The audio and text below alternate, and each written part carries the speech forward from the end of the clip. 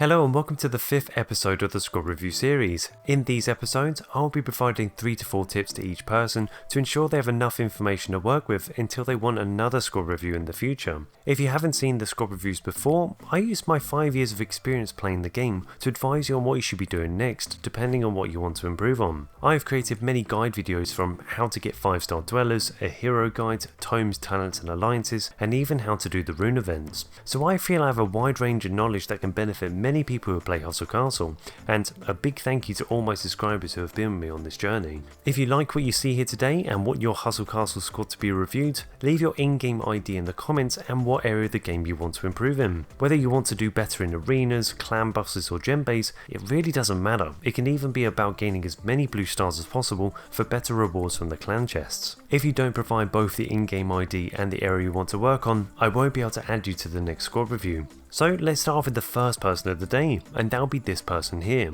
And their main focus is they want to get past round 126 in the portal, so let's go take a look at their squad. Now, when I have a look at your 40 million squad, I can tell you've put a lot of work into your Ascensions, which is really good. And with that, one thing caught my eye in terms of your highest powered fighter in Murphy and your hero, which will lead into another point as well. When I take a look at your hero, I noticed one of the main things in keeping your archer alive that wasn't maxed out, and that'll be your vampiric arrows. Normally I wouldn't say it's necessary to have something maxed out, but when you're 40 million plus, some things are just extremely important to have. Even if you only upgrade this one more time, this will gain you a 7% increase in lifesteal, and with someone that has 4 million fighter power to their name, this will mean a very big deal. It's also worth noting that this jump is much bigger than the next upgrades from level 11 up to 15, so if the next upgrade is all that you do, this will certainly benefit you greatly. The next will be to do with your tanks. Robust health is again going to be another one to focus on, and that's because of what your Blood Rihanna is wearing. When we have a look at their artifact, the unit starts restoring 8% health to themselves and all nearby allies every 0.5 seconds for 6 seconds. The incoming healing of this unit and all allies is increased by 35% for the duration of battle.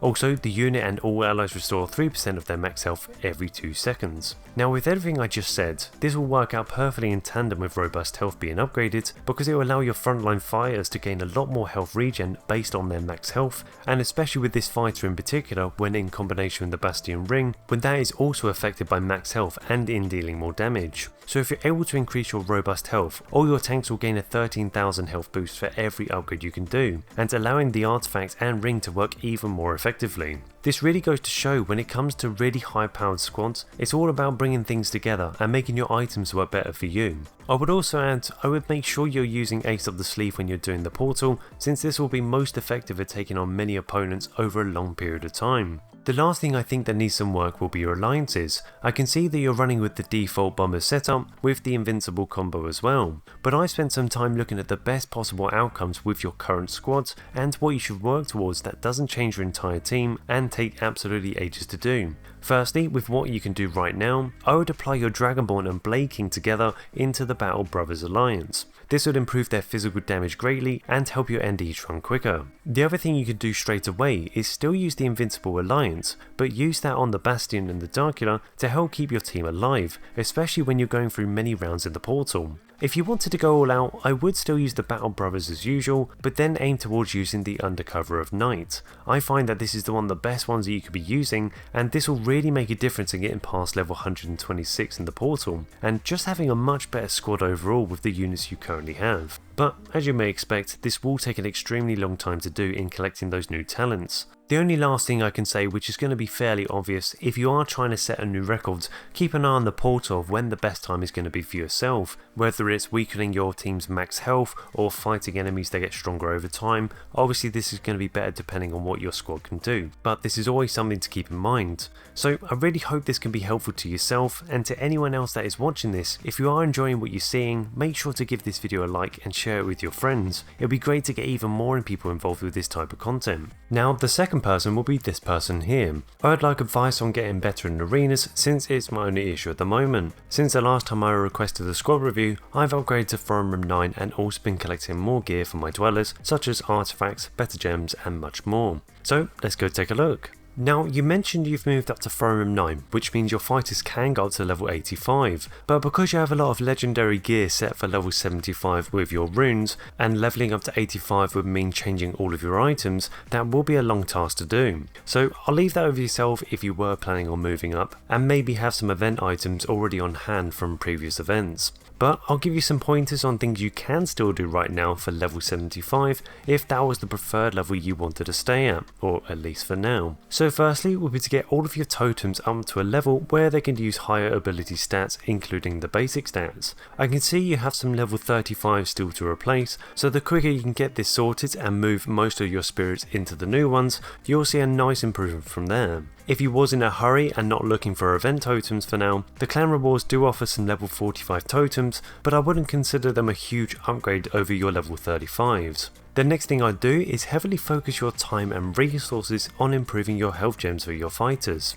At level 75, your fighters gain a bigger benefits of using legendary or even ancient gems over much higher level players like Throne Room 11. It will take months if not years to get this to where you want them to be, but focus for now on getting all of your health gems to epics or purples for people who are new to the game, and make sure you keep them at level 1 until you want to upgrade all of them up to legendaries, which would still be the ideal gems for your situation. But again, this will take some time, so don't feel like you're in a hurry to get this done, just remember to focus on those health gems only. Also, this goes for everyone including the people I'm reviewing. If you have any questions about anything I'm talking about and it's not making sense to yourself, please make sure to leave your questions below and I'll do my best to explain them differently. Before we take a quick look at your hero, I should tell you a little trick that you can do right now. This does have some repercussions when it comes to doing events, portals and arenas, especially for apples, but your team can greatly benefit from upgrading to Throne Room 10 or even 11, but keeping your fighters at level 75. This will allow you to really push your hero further than others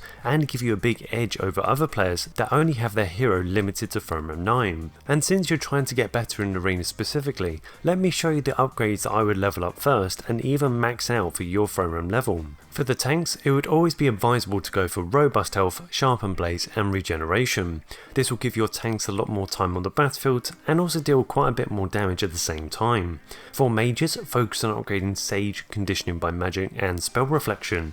Again, this will allow your mages to stay alive, but also deal more damage with their abilities, and have a higher chance of casting enemy spells as well. But after looking at your mage, I would look to replace the weapon with a damage type to help with your arenas. I find that stunning a single target is usually better for long drawn out fights, if not multiple rounds, but when it comes to arenas, usually burst damage items would always be the better option. So if you can find one that deals a higher amount of damage from, let's say, a previous event, then that would be beneficial to you. I would also remove and change the ring that they have on as well, since this is only adding fake power with the physical damage and not helping with your situation. For everyone watching, if you want to see a dedicated video on what fake power is, then make sure you leave a comment below saying the words fake power video or something. This will just show me how many people actually want to see this. Lastly, to do with your archer before you move on to your hero, remove the amulet for one that doesn't contain spell power to again help with reducing fake power. So with your hero, it's going to be very simple for the archers. You're going to want to focus on Sniper, Pathfinder's Endurance and Vampiric Arrows. These three are always a must have for any team and are still the same all the way up to Throne Room 11, so keep working at these to see a difference. And with a little recap of what I've just said, change a few items around including totems, focus on upgrading all of your health gems over any other gems, and upgrade your hero to the ones that I've mentioned to receive the biggest improvements to your team.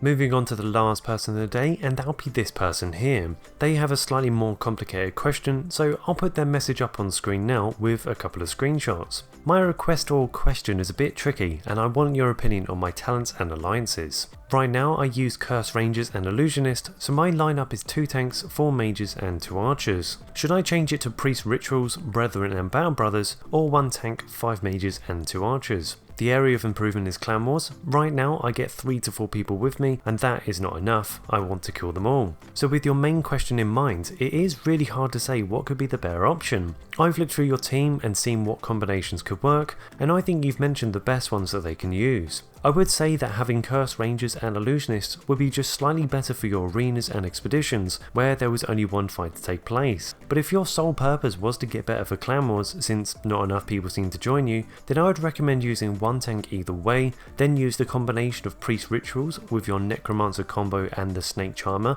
as the primary healers. And for anyone else who seems a bit confused, the Ascensions will help with the healing bonus along with the Priest talents.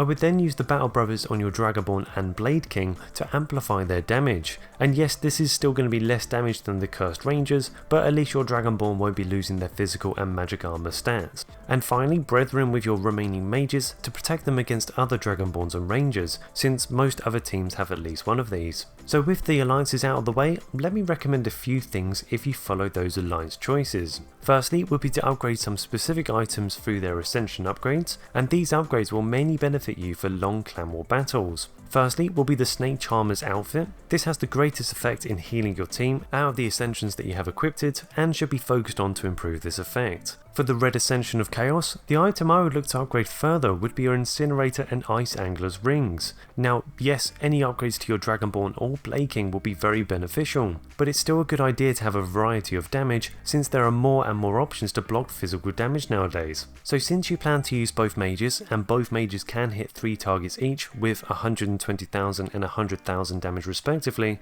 this already has a huge amount of damage that can easily be improved upon. Lastly, with the Ascension of Harmony, I would look to improve the item of the Cultist Ring specifically. This with improvements will again increase your magic damage output, especially when you consider their main weapon and armor steals and increases their own spell power. This ring really has the chance to deal some huge damage if it happens to be timed right. So these would be the things I would upgrade, and pretty much in that order of importance as well. I have seen a couple of things with your items to consider as well. Firstly will be your Snake Charmer's ring. The physical damage they have and the legendary gems won't be helping you out for your arenas especially, nor help you in other battles. I'd recommend reforging this item into something that doesn't have physical damage gems or in stats, but also something that deals a lot of damage. Examples like the Crystal Converter ring, Worldly Serpent ring, and even the Keeper of Order ring if you can find it with as few physical damage gems as possible. All of these items will provide a substantial boost in your damage over the current ring. And when you reforge, the Ascension will follow and still contain the same bonuses, and the rune is specific to the weapon that the fighter holds, so that bonus will continue as well even after reforging. Another item worth breaking and rebuilding will be your Ranger's ring. Out of all the items you have on right now, this will give you the biggest bonuses in rebuilding the item. The ability's damage is currently 270,000, but this can go all the way up to 375,000, and this can happen multiple times, which again would be a huge boost to your damage, relying less on your previous allies in weakening the enemy.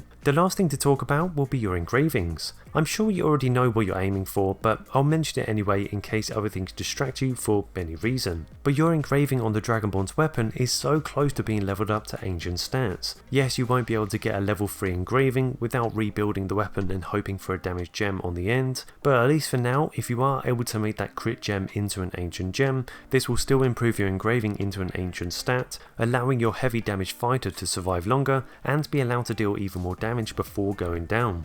I really hope all this information has been helpful to you and everyone that I reviewed, and hopefully with the people watching, I hope this has been helpful to yourself in giving you some guidance for yourself. And I am sorry for how long this one took to come out. I had so many things pop up which made this really difficult to get sorted, but I'm really glad that it's out for you guys now to see. It might not be for a little while until I review other squads, but at least by putting your ID below and what area you want to improve in, I can still add you to the next one I do in the future if that's what you wanted to see. I also have a poll I've been needing your help with to do with these squad reviews. The question will be, do you want me to continue reviewing 3 squads in good detail, or would you rather see 4 squads but only mention 2 things that they should improve on each? This will allow me to get to more people, but those people won't receive as much information, so this is both a good and a bad thing, so I'll leave that up to you on what you prefer to see. But thank you for your patience. I really hope you have a nice Christmas or holidays, however this time comes for yourself, and I can't wait to see you in the next video I make.